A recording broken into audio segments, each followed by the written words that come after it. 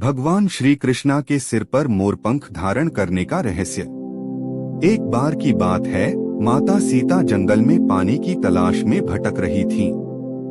प्यास से अति व्याकुल इधर से उधर घूम रही थीं। कंठ सूख रहे थे और माता की तलाश खत्म होने का नाम नहीं ले रही थी। जब एक मोर ने ये देखा तो बहुत व्यथित हुआ। माता की परेशानी कैसे दूर करूं, यही विचारों से बेचैन किए जा रहा था। मोर को जल के एक सरोवर का पता था। अचानक उसे ख्याल आया, यदि मैं अभी नाचूं तो शायद माता का ध्यान थोड़ी देर के लिए ही सही पर पानी से हटा पाऊंगा। मोर ने बैंक की ओर देखा और नाचने लगा। सीता माता ने देखा और कहा, अद्भुत, बहुत सुंदर। माता नृत्य देखकर भाव विभोर हो गईं। प्यास भूलकर मुस्कुरा दी। मोर बहुत खुश था। मर्यादा पुरुषोत्तम की अर्धांगिनी जगत माता सीता मेरे नृत्य से प्रसन्न हुई और कुछ देर के लिए ही सही पर उनकी पीड़ा हल्की हुई।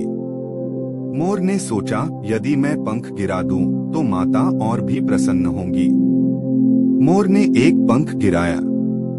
माता सीता ने कौतूहलवश वह उठाया। वहां से सुंदर, अति सुंदर मोर सरोवर की ओर चलने लगा और पंख गिराता रहा। माँ सीता भी पंख उठाती रहीं और प्यास को भूल इस खेल में मशगूल हो गईं। मोर अपनी किस्मत पर नाज कर रहा था, मैं सीता माता के कुछ काम आया, यह मेरे भाग्य की बात है। माँ सीता ने अपने हाथों में मेरे पंख उठाए हुए हैं। तभी माता सीता को सामने पानी का सरोवर दिखाई दिया। माँ सरोवर की तरफ दौड़ पड़ी। उनके हाथ से मोरपंख जमीन पर गिर गए। माता सीता उन पंखों को पैरों से कुचलते हुए सरोवर की तरफ बढ़ गईं। मोर यह देख रोने लगा। कुछ देर पहले जो स्वप्न वह देख रहा था अब चूर हो रहा था। तभी वहां माता सीता को खोजते हुए भगवान श्री राम आ गए। उन्होंने देखा नीचे माता सीता के पैरों तले कुचले पंख पड़े हैं, तो सारा माजरा समझते देर न लगी। भगवान श्री राम ने एक एक कर वो पंख उठाए और मोर से निवेदन किया, आप अवश्य मत रोइए। मेरी अर्धांगिनी से जो गलती हुई है उसे क्षमा करें।